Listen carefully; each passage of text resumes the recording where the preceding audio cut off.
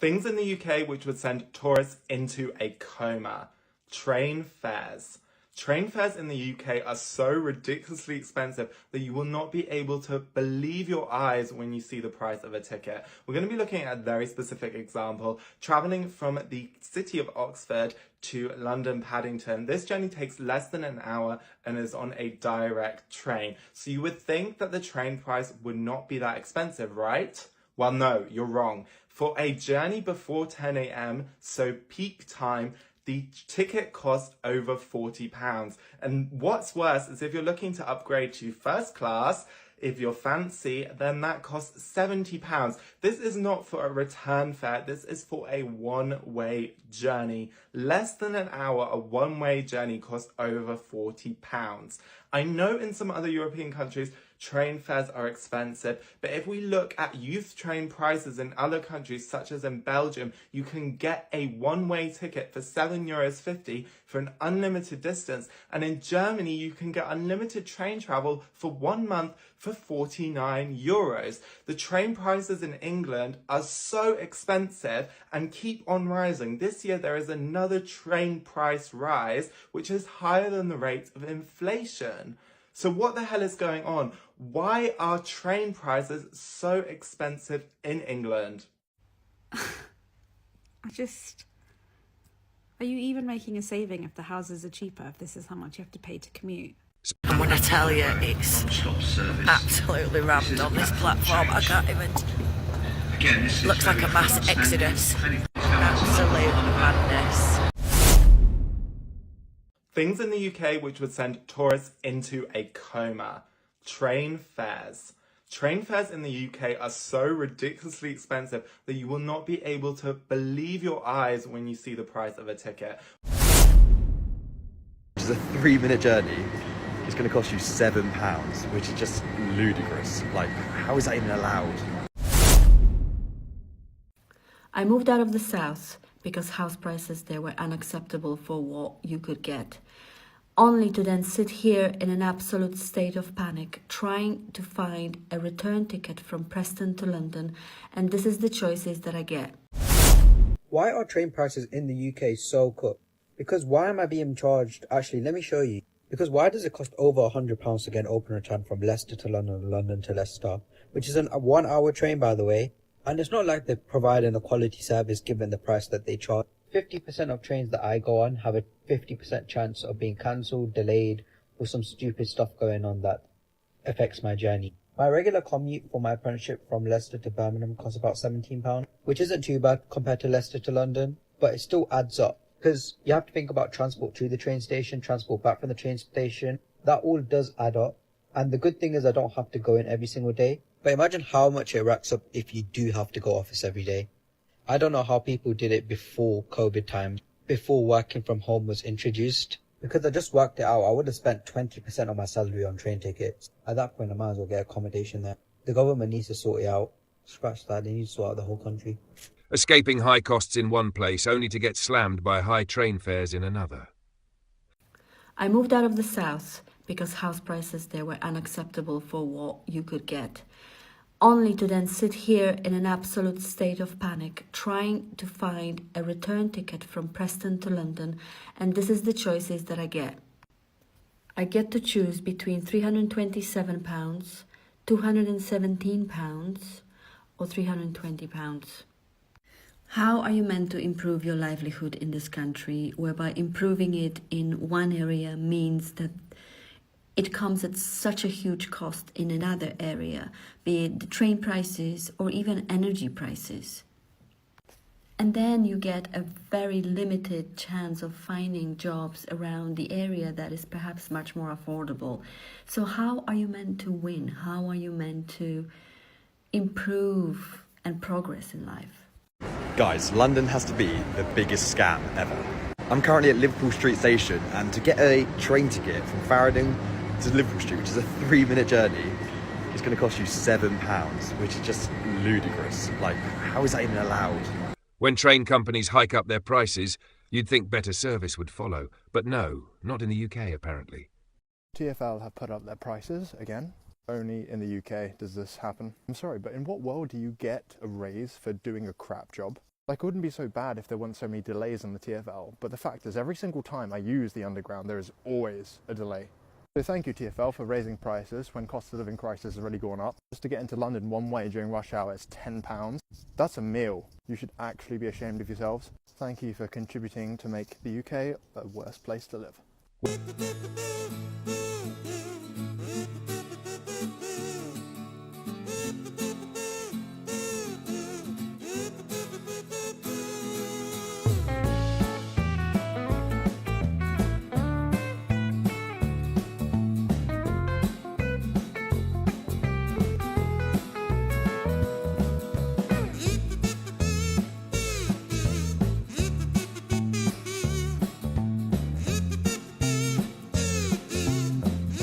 For all you people who live up north, and just people who go up north in general for, you know, football or other circumstances, I feel so bad for you that you have to get Northern Rail very regularly.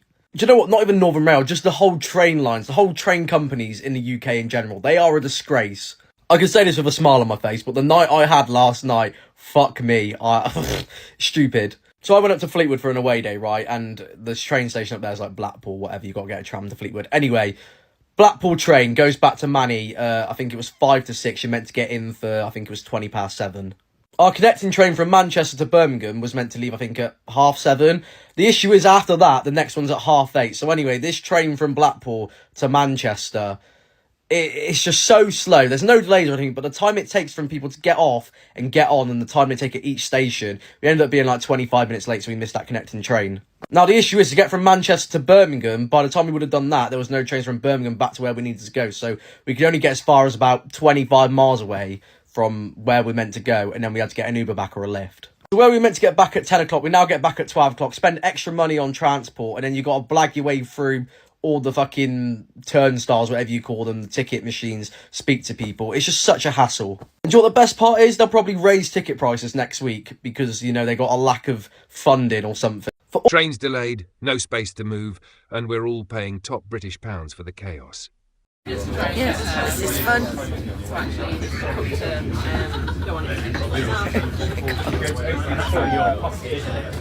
So, you can't even get on the platform, Jesus.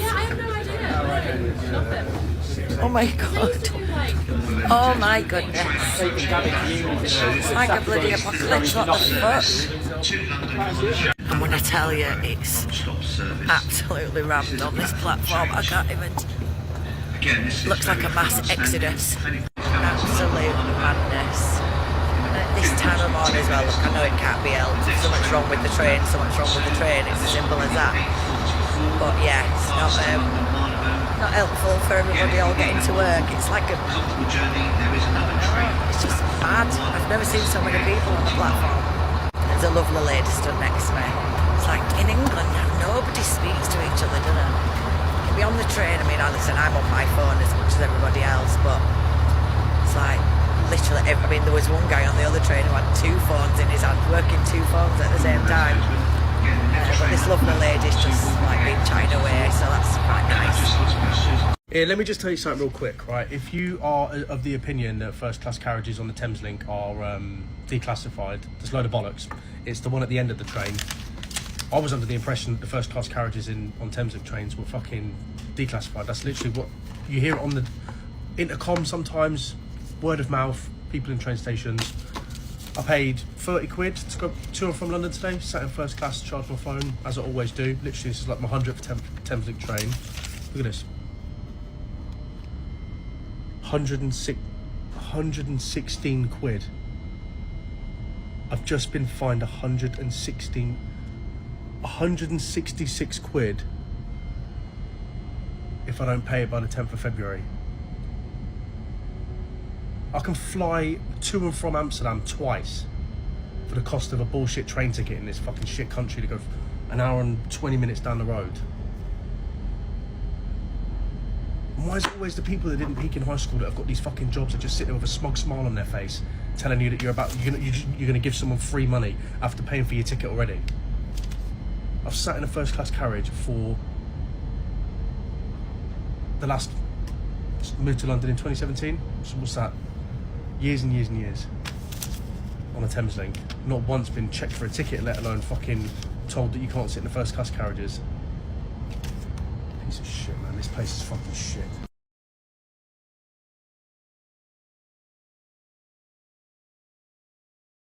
My top 5 tips for saving money on UK train tickets. Did you know train ticket prices in the UK have risen by over 40% since 2010? That's why getting a good deal for your rail journey has never been more important. So here's my top 5 tips for saving money on your UK train travel. Number 1, always buy your tickets in advance. Around 12 weeks is usually a good time to grab the cheapest seats. As with flights, the cheapest train seats usually go first, so getting in early before they sell out is key. Number 2, advance tickets offer the best value, but they are normally not flexible or refundable because they are linked to a set date and time of travel. Therefore, ensure you have your plans in place, as you can't normally refund these tickets or cancel them later. Number 3, advance tickets can be available online up to only 2 hours ahead of your journey, so don't discount them even if you are booking really late. Buying tickets before you get to the station is always best. Number 4, for the cheapest tickets, you generally want to travel off peak, which means after 9:30 Monday to Friday. Ooh, and always check advance singles even if you are making return journey. Weirdly, 2 single tickets often works out cheaper than a return option. And number 5, use a comparison site like Trainline, Red Spotted Hanky or Split My Fare to find the best fares and split ticket options. I'll talk about this more in detail in another video, so stay tuned. Shop around for the best tickets on these comparison sites and then go direct to the rail company website to book, as they usually don't charge a booking fee, and getting a refund for a late or cancelled train is usually much easier this way. So those are my top 5 hacks for getting cheaper UK train travel tickets. Have you got any more tips? Drop them into the comments and let me know. Oh, and don't forget to follow me for more budget travel hacks. Trains in the UK are so expensive, but I've got some money saving tips that are going to help you save money on your next train journey.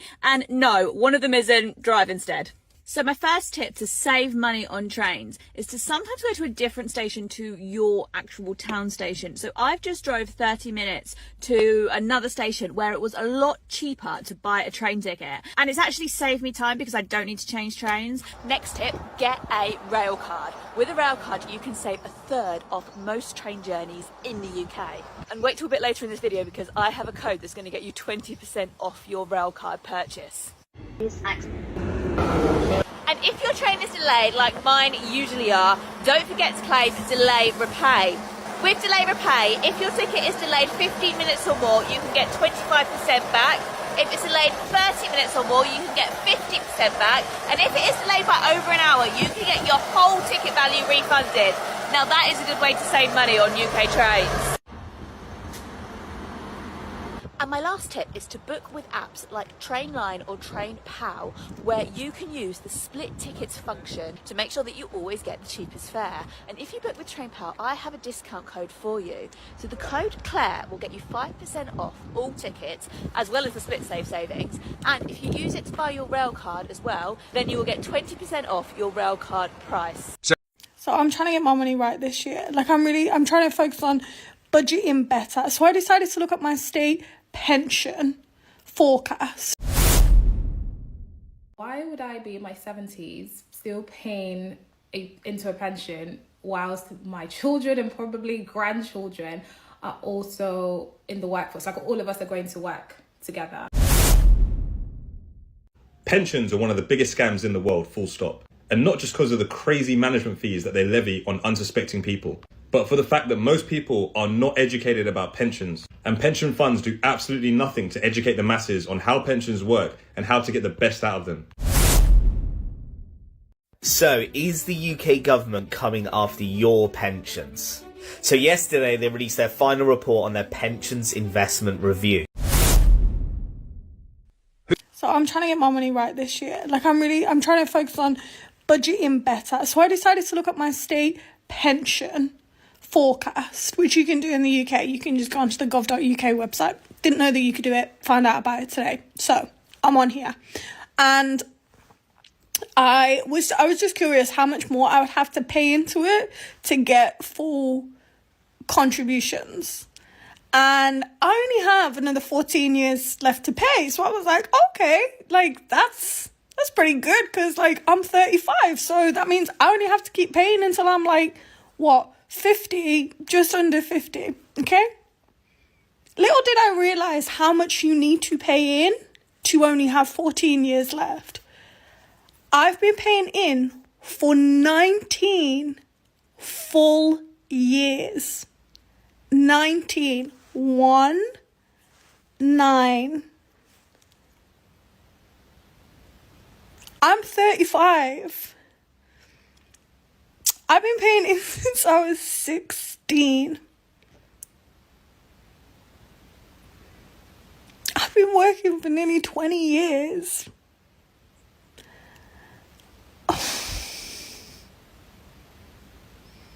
And like, it should like,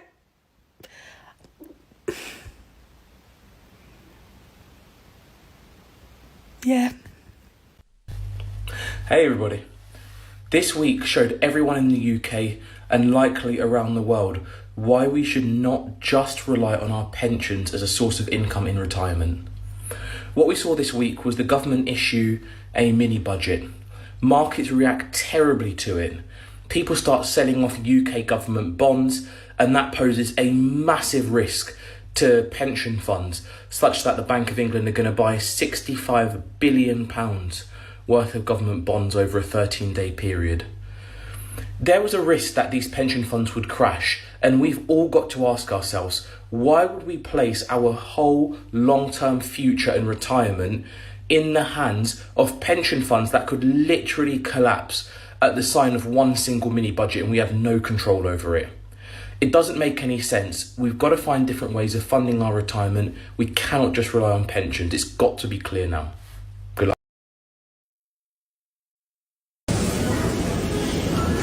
So I'm in Tesco's. How on earth are pensioners supposed to afford these type of prices just for toilet paper alone? This is just absolutely madness. This is why pensioners need a national living wage. Just look at these prices. Absolutely shocking. How a pensioners afford to live is beyond me. This is just mad. This is just for chops. Shocking.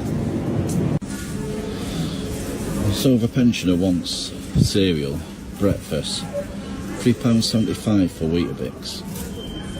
That is just absolutely mad. Let's have a look at the other stuff.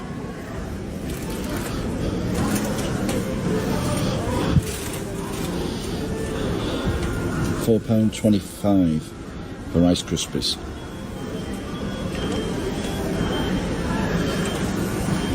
It is really shocking, the prices that pensioners have to pay. The prices of bread, absolutely shocking. Have a look at this. £1.40 for bread. You know, £1.40. That is just madness for a pensioner. That is just shocking.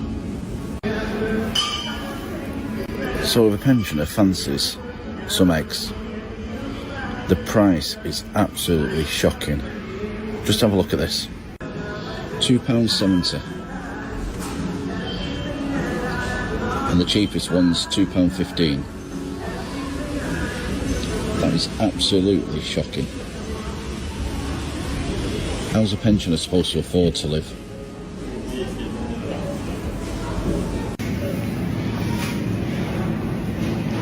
While walking around the shops and look at all the prices, it just makes me wonder how pensioners survive. It's just absolutely shocking. I take my hat off to pensioners, how they make their money last. It's just crazy.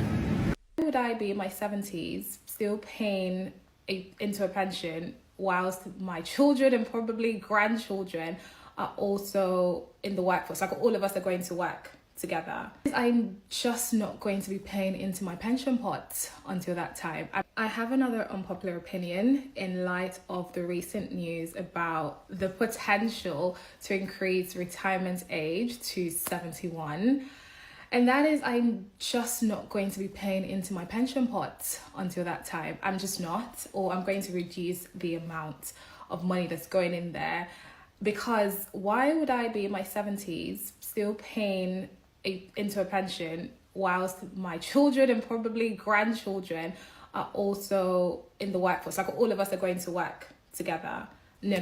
My strategy is going to be reduce my pension pot and put the extra funds in either a self-invested pension where I can withdraw the money when I want, or better still, invest it in long-term assets that will grow over time, like real estate, stocks and shares, investing in businesses, rather than just leaving it there for 50 plus. Like, who's doing that? If you're going to still maintain as high a pension rate as you probably have now, where your employer is matching what you are putting in, or maybe you're maxing it out every single year, are you going to keep putting that money in?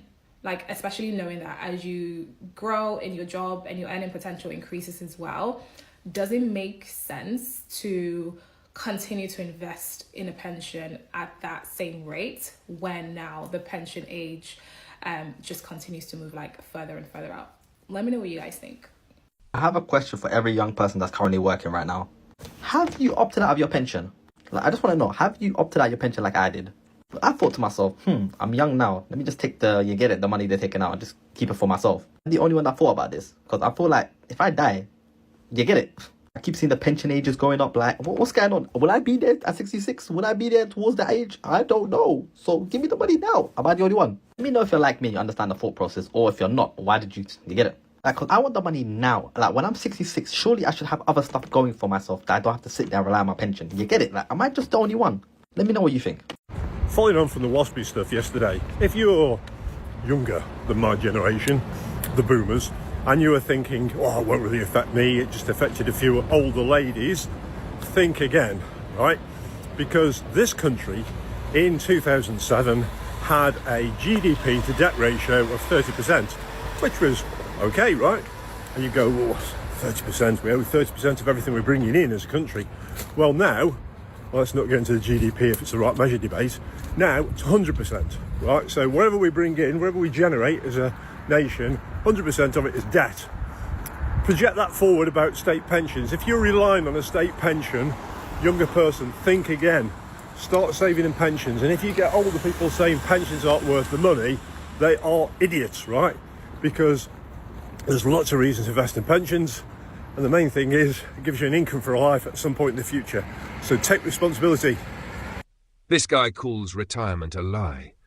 After 40 plus years of hard work, many are realizing he's not wrong. People expected security, but instead they're being sideswiped by a system that's moved the goalposts. I was standing in a post office queue the other day, and this old lady in front of me gets told her card was declined. She mutters something about her pension not coming in yet, or something like that. It's situations like that you can't help thinking that things aren't quite right in our country. You see, you do 40 plus years of work, paying your taxes, try to do the right thing, and end up wondering if your plastic card will go through in the post office. Just imagine if she needed a bit of grub in the supermarket. You see, retirement was sold to us as a reward for a lifetime of graft and contributions. If you do the maths today, retirement often inspires fear, not freedom and enjoyment. You see, I lost my business at 58 due to industrial takeovers. I wasn't lazy, I wasn't irresponsible, I just got sidewiped by the system. It left me with no income and no retirement savings, just debt. I realised quickly that I would never be able to retire normally and stop working completely. I eventually found a way around it in a way that you'd never guess, but that's not the point today. Here's my question to you. Has your view of retirement changed as you get closer to it? And do you think the state pension most of us have to rely on is enough for you? Or is it more like pocket money? Big changes are coming to the UK state pension, and it starts in May 2026. The government will raise the pension age from 66 to 67. This affects people born between April 1960 and April 1961. By March 6, 2028, the pension age will be 67 for everyone born after April 5, 1961. Why is this happening? The government says people are living longer. But many say it's unfair, especially for people in demanding or low-paid jobs. Not sure how this affects you? Use the gov.uk pension age calculator to check your exact date.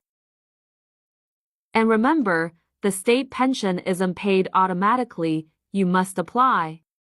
Pensions are one of the biggest scams in the world, full stop. And not just because of the crazy management fees that they levy on unsuspecting people, but for the fact that most people are not educated about pensions. And pension funds do absolutely nothing to educate the masses on how pensions work and how to get the best out of them. And that is why my channel exists. It exists to educate people like you about finances and about investing. So why are pensions a scam? So pensions are a scam because they'll have your money invested in some of the worst asset classes known to man. Money will be invested in stagnant UK stocks, bonds and gilts. These pay a very, very little return. Sure, these are safe options, but they won't give you anywhere near the amount of money that you'll need in retirement. So why do pension funds promote these poor asset classes? Well, the reason being is because they don't actually care about you. See, pensions funds make money regardless. Whether you lose money, whether you make money, or whether you make money at a very slow rate, they get paid regardless. They get paid what's called a management fee on your money. And that typically isn't tied to performance. So put yourself in their shoes. They will make money whether you make money or you don't make money. So there's no incentive for them to give you the correct information. That is why the first thing I did when I understood this was move my money out of a pension and into a SIP. Once my money was into a SIP, I was able to do the exact same things I was doing in my stocks and shares ISA, which was take that money out, invest it in the S&P 500 in all world global funds and put a little bit into individual stocks. And that is how I was able to get my pension to grow by 30% just last year. I honestly think it's criminal that people are going to have to rely on the money they get from pensions. But pension funds are allowed to basically put your money into some of the worst asset classes known to man. Asset classes that don't even keep up with inflation. And this is money that you're expected to live off in your later years. I think it's just criminal. And that is why I think there should be a UK-wide pension reform, where people are properly educated about their pensions, their funds, forecasts, and what it actually looks like when they reach retirement age. Because if more and more people knew how little their pensions want to grow to, they would move their money out into different funds. And that is why on this account, I want to educate the masses when it comes to pensions and financial investments. So, is the UK government coming after your pensions? So yesterday they released their final report on their pensions investment review. So it's quite a large document, it's about 33 pages. But yeah, it says here then, and this is the worrying bit, the pension schemes will include a reserve power, which would, if necessary, enable the government to set quantitative baseline targets. Basically, this would allow the government to tell pension schemes where to invest, like, for example, in the UK. This has come off an agreement called the Mansion House Accord, which is an agreement with 17 of the biggest pension funds in the UK. Basically, these pension providers have made an agreement with the government that they will invest up to 50 billion in the UK. Basically, what this government is saying is, fine, we welcome this agreement, and we don't think it's necessary to mandate it, but if we are worried that they are not meeting that agreement, we probably will. So for me, I'm not sure if I agree with this. I mean, look, I think it's great that the UK could get more investment, especially in things like infrastructure. But is this the right way to do it? At the end of the day, it's a private pension scheme.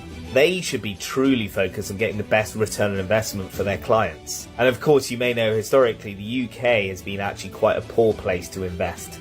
I think instead of potentially mandating this type of investment, the UK should be looking at policies that incentivise companies to invest in the UK. So yeah, there you have it. Let me know what you think in the comments. Do you think it's a good thing? It's going to be good for the economy?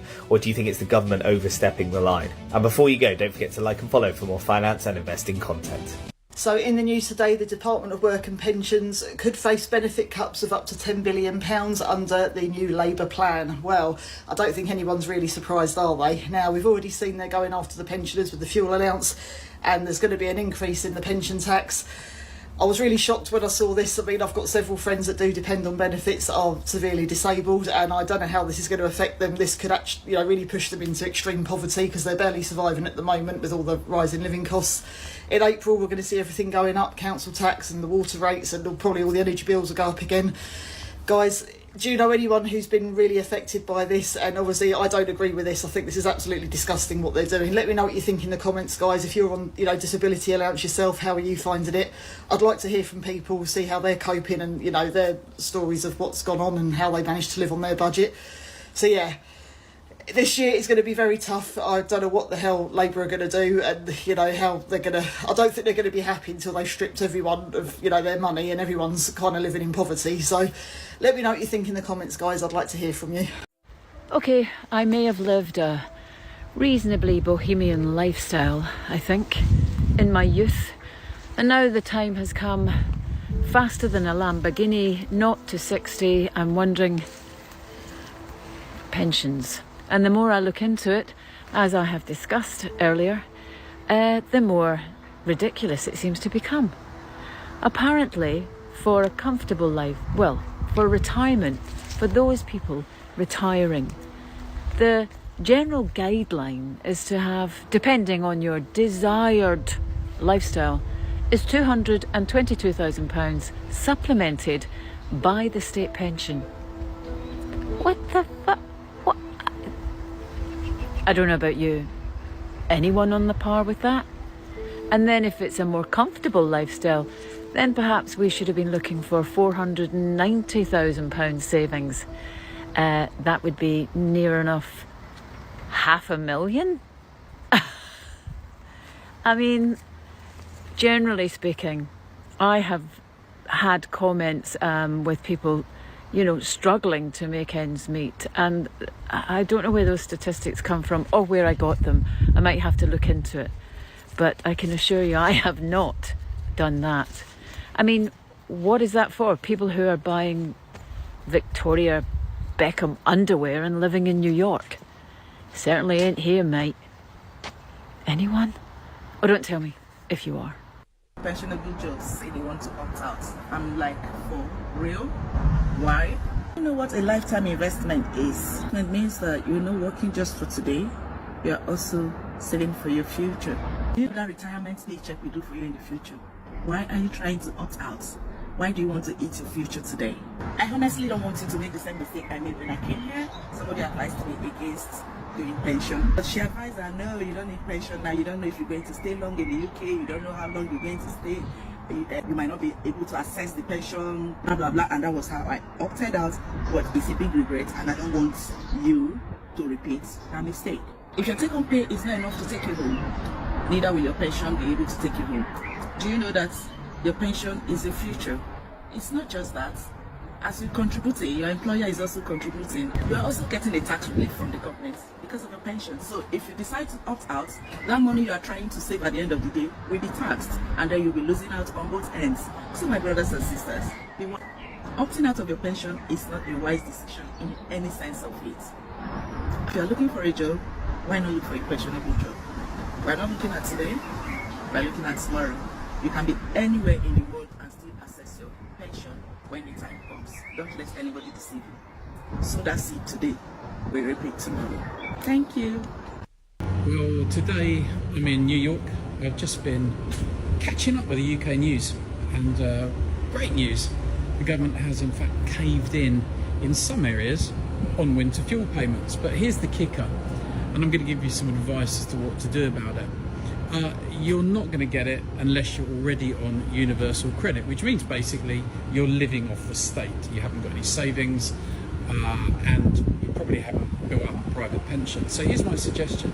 If you're doing what the government says is the right thing, I don't care what age you are, and you're saving like crazy, you're pumping money into your pension, you're topping everything up, you're trying to do absolutely everything that they tell you is right, forget it. Spend your money while you can. Enjoy your life, and when you get to pension age, just live off the state, okay? You're going to get a lot more that way, a lot further in life, ignoring what the government tells you to do, because this government in particular couldn't give a rat's arse about you and the right thing to do. They just prove that doing the right thing actually does the wrong thing, because they're giving you nothing if you do the right thing. Spend every penny you've got, live for the now, and throw yourself at the mercy of the state.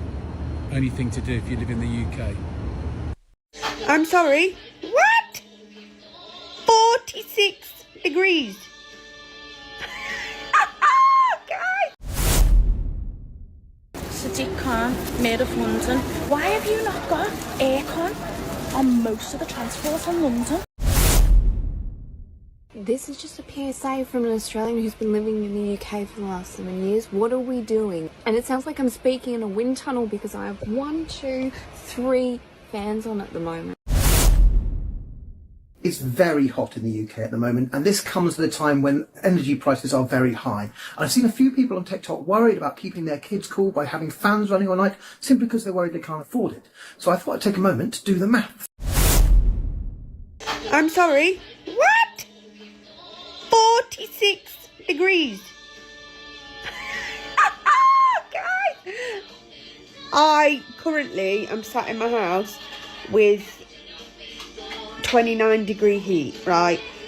My house is warmer than outside, but it keeps raining on and off. The sun is not even shining where I am, but the humidity, I am literally sweating in places that I did not know that you could sweat from. And I can't deal with it. I've barely slept in 2 days because my child is that hot that she wants to sleep with me, and then she's sticky and sweaty and touching me, and I can't deal with it. My fan has also broken. I've got one on the way. I'm waiting for it to be delivered. It was supposed to be here 2 hours ago. Honestly, guys, please send help. 46 degrees. It's not even July and Europe is cooking. France, UK, and the Netherlands all just had the first major heatwave of 2025. Roads are actually melting. Festivals have been canceled, and amber alerts are going out like crazy. And experts say it's not the peak, it's just the beginning. If you're in Europe, drop your temperature and where you're located down below. And for those of you who think it's just summer heat, you're not paying attention. I just had the worst experience of my life on the 108 bus. I'm bloody boiling here. I mean, it's free for a year to travel on it, which is fantastic. But it's not fantastic if I die. Sadiq Khan, Mayor of London. Why have you not got aircon on most of the transport in London? Sadiq, look at me. I'm a shadow of my former self. I mean, this isn't a new thing. It's not like this is the first heat wave. You know, it's hot every year, and every year, look at us. Look at the sweat. I haven't even gone through the menopause yet. God help me when I do. What? Just on the DL, I'm not going to write yet. I'm not going to die before I reach go church. How do you think everyone feels, Sadiq? Needing this tune of wood on the DLR in this heat? I'll tell you how they feel, Sadiq. The same way I feel when someone farts on the DLR in summer. It's the worst Dutch oven experience of my life. On behalf of people that live in London, I beg you, Sadiq Khan, give TfL air conditioning. Save us from all those armpits, from the heat, from the humidity, from those awful farts, and from people like me who like to eat tuna butties on the DLR. Hello.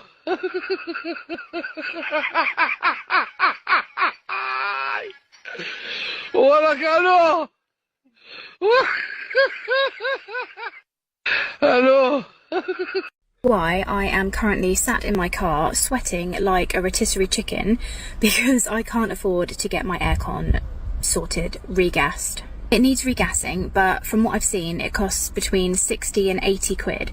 And honestly, is it even worth it? I've heard it drinks your fuel anyway, so I just want to know, is anyone actually affording aircon this year in the car, or are we all just silently melting in traffic? Is it actually a waste of money, or is it something that you regret not sorting or you desperately feel you need? I remember when I bought this car and it was a really, really hot day like today when I test drove it, and I got in it and the man had the aircon on full blast and it was absolutely lovely. But when I test drove it, I was just constantly worrying that it was going to run out of fuel because it didn't have hardly any in the tank. So yeah, please let me know what you lot do. Are you suffering or are you spending? I desperately need opinions because I am about 2 degrees away from losing the entire plot. I am so fucking hot. Anybody else needed a fun this weekend in the caravan? It has been so hot. Oh my gosh. It is so warm. This woman points out it's not just the UK. Plenty of countries don't have air conditioning, and they still manage. What's your take on this matter? If anyone's wondering how hot it actually is in the UK right now, well... Spoiler alert, she had gummy bears melt in her glove box.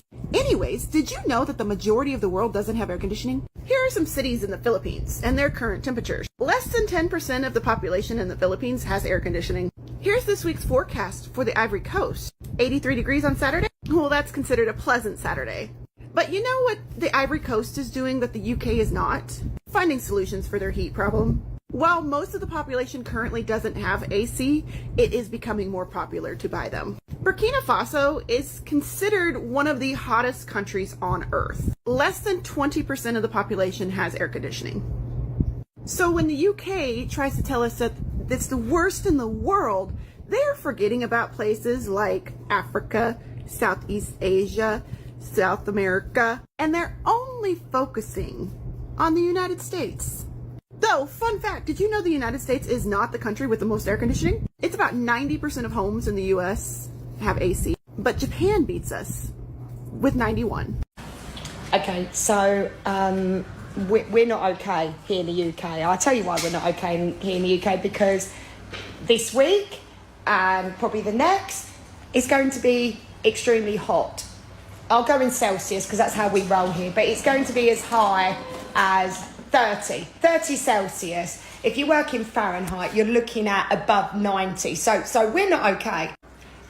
And if you don't know, the majority of us Brits, in fact, I don't think anyone here in the UK has got air conditioning fitted into their homes. If they have, then they're doing blooming well for themselves. So you're probably wondering, well, what are we relying on? Well, I'll show you what we're relying on. And it's that.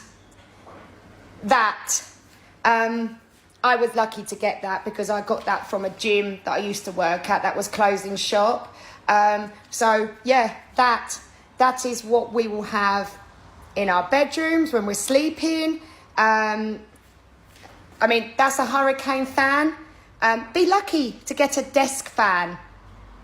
So yeah, that is what's keeping us cool when we're in our homes.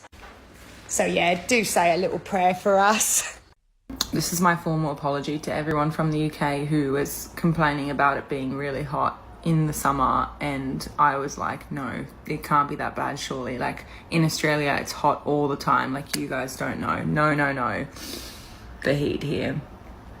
I'm actually dying. I actually feel like a roasted sweet potato every time I get on public transport here. Like I actually cannot.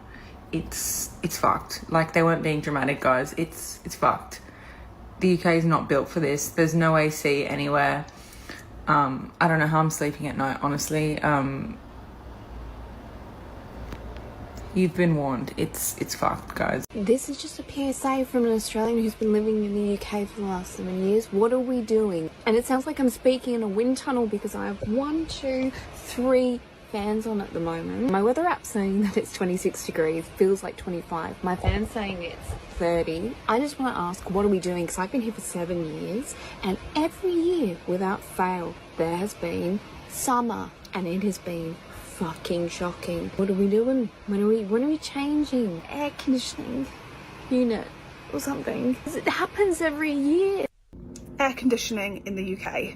So I've seen quite a few posts from people being like, why doesn't the UK just install air conditioning? So I'm Lacey, a Brit living in Orange County in Southern California, and I just wanted to kind of wade in on this debate because if you have ever lived or been in the UK in the height of summer, you will understand if you are inside a building. I'm not talking about outside heat. We've all been, I've been to Dubai when it's 40 degrees. I'm talking about inside heat, okay? Our houses are built to retain heat because it is cold in the UK for like most of the year. And in order to save on central heating costs, we insulate our houses really heavily, especially new build houses. So when people are saying, why don't you just install air conditioning in the UK? There's a few things that you need to think about. One, to install air conditioning in a standard 3-bedroom house, you're looking at around about £40,000. We are not going to do that to all the new build properties in the UK. So every time we build a house, we're not going to put air conditioning in it to use it for 2, 3, 4, 5 weeks of the year. It's just something that we're not going to do. It's a massive additional cost when our housing costs are already extremely high. So we're just not going to do that. And then to install it in a house already. So I asked my husband, how much do you think it would cost, he works in construction, to install air conditioning in like a standard 3-bed house in the UK? He was like, to go through floorboards, walls, you're looking at around about £40,000. It's a big job. So I have a friend near the Valley in Los Angeles. She actually had her air conditioning redone, and that cost her $25,000. So then I have people saying, well, just buy a portable air conditioning unit. Okay, so where do you want me to store that portable air conditioning unit for the other 47 weeks of the year that I'm not using it? We live in tiny houses in the UK. Lots of places don't have any storage or any garage, for example. And so, yeah, there's like not really anywhere to store it. Also our windows. So I, for example, lived in a renovated flat. It used to be a pub, a really, really old pub from hundreds of years ago. And then it was renovated into a flat or an apartment, and I had sash windows. So again, not so simple to just install air conditioning. I don't think that people who are commenting being like, well, just install air conditioning in the UK, realise how much it would cost to install air conditioning for 70 million people in the UK. So the UK fits into California 1.5 times, and there are 70 million people. I think it's like 67 million people in the UK. It's just not reasonable. That is why we do not have air conditioning. It's not about anything other than cost and convenience of where the hell we would store air conditioning units. If and when we move back to the UK, I probably will buy an air conditioning unit. But for a lot of people, that is just absolutely not reasonable. Constantly getting ripped off. Seriously, why is everything so expensive in the UK right now? This is beyond a joke. I can't get over the price of these. I picked up this one on TikTok Shop, so much cheaper than that. I paid literally, I didn't even pay $54.99 because I used the voucher, super cheap. Free shipping and arrived in 2 days. This is absolutely banging. You put water in it, acts like an air conditioning unit and cools your whole room down. It's got different speeds, timer, it spins, cooler, wind. You can even put it on a night setting. It's brilliant. So here in New York, we are getting ready for a heat wave, but I was reminded today that it is also British summer. Happy British summer to all who celebrate. If you don't know what British summer is, it's what everyone else on Earth calls summer, but British people call a freak heat wave that never happens, but only is happening right now once in a lifetime. And so they could not have possibly been prepared for it, even though it has happened every single year since I have been on social media. So at least the last 15 years, maybe not before then, because, you know, climate change, but for a very long time, they have a summer that is very hot and they don't have AC for it because they are convinced it never happens, even though it definitely does happen every single year. And the rest of us get to listen to them complain about it and tell them that they should have prepared for it, and then them tell us that there was no way they could have prepared for it because, again, this never happens, even though it happens every single year. So happy British summer, everybody. Stay cool. If there's one thing I love more than octopus energy, it's my solar panels. Let me show you this. So we've just had our statement through. Last month we used £38.61 of electric and we used £14.75 of gas. We made £53.77 from our solar panels. Thank you, British Weather. Which actually equated to, at the top there, 41 pence. So even though we paid £100 at the end of last month, we were only charged 41p. So we're now £300 in credit on the account. Now, we didn't pay for our solar panels. They were already on the house when we bought it. So this is just pure profit for us. But if you are thinking about buying solar panels, then this was what you would have made roughly in the last 4 weeks. So this is how much we've exported so far this month. This was May and this was April. And for context, the house is south facing and this is how many panels we have. So yeah, if you were thinking about solar panels or even switching to Octopus, let me know if you've got any comments or questions about how they work, and I'll do my best to answer them. Bye! This guy breaks down the electricity costs using simple math. It's a valuable reminder to check what your appliances are really costing you, and you might be surprised. It's very hot in the UK at the moment, and this comes at a time when energy prices are very high. And I've seen a few people on TikTok worried about keeping their kids cool by having fans running all night simply because they're worried they can't afford it. So I thought I'd take a moment to do the maths. I recognise this might be the most boring thing ever put on this platform. It's a standard fan sold in the UK. You'll find the same one in every supermarket. And if you look on the bottom of it, it will tell you that it is 60 watts. That's its power. Pen and paper, tools out. We know that the standard UK fan is around 60 watts. If we're going to be running it from 8 p.m. till 8 a.m., that's 12 hours. And the average electricity cost today in the UK is 27.1 pence. Now that's for the southwest where I live. Get charged for our electricity in kilowatt hours. So some people won't know how to do this conversion. So you take the 60 watts, turn it into kilowatt hours, that's 0.06. Then you've got to work out how many hours it's run, which is 12 hours. So the kilowatt hours rate, that which you get charged, will be 0.72. Once you know the kilowatt hours is 0.72, you can work out the cost per night. So the cost per night is 0.72 times the average price for electricity, which is 27.1 pence per kilowatt hour, which gives you 19.5 pence per night, or £1.36 per week to keep your fan running. That's not the whole story, because in October we're due to get a price rise, and then the price will go up to 49.3 pence per kilowatt hour. What does that do to a night running a fan? You're using the same amount of energy, 0.72 kilowatt hours, but the new cost is 49.3 kilowatt hours. Multiply those together, you now get 35.4 pence per night, or £2.48 per week, just to keep a fan running in your child's room. Did we all sleep well last night? No. Some of you commented on my video what you're doing to get through the heatwave, or the heatwave hacks, and I just thought I'd rank them. 2 fans, 1 spray bottle, 0 out of 5. Check in though, because I just want to make sure you made it through the night. This reminds me of my grandma talking about things that they did during World War II. White Ziploc bag. I feel like we're all soaking wet with sweat anyway. Getting a bit of soggy flannel on you is not going to be too bad. To be honest, I might try it later. 4 out of 5 for the effort. 5 out of 5 if it works. That just doesn't feel like enough. 1 out of 5. Does that even work? I feel like that's just going to make the floor really wet. I'm going to give it a 3 out of 5 for effort and possible science, but I think that might be delusion. To be honest, I'd love more of these. The least effective, the better. Like, what is the most unhinged or delusional thing that you've done to get through the heatwave? I really want to hear more, so chuck them in the comments, because I will not be moving today, so I need this.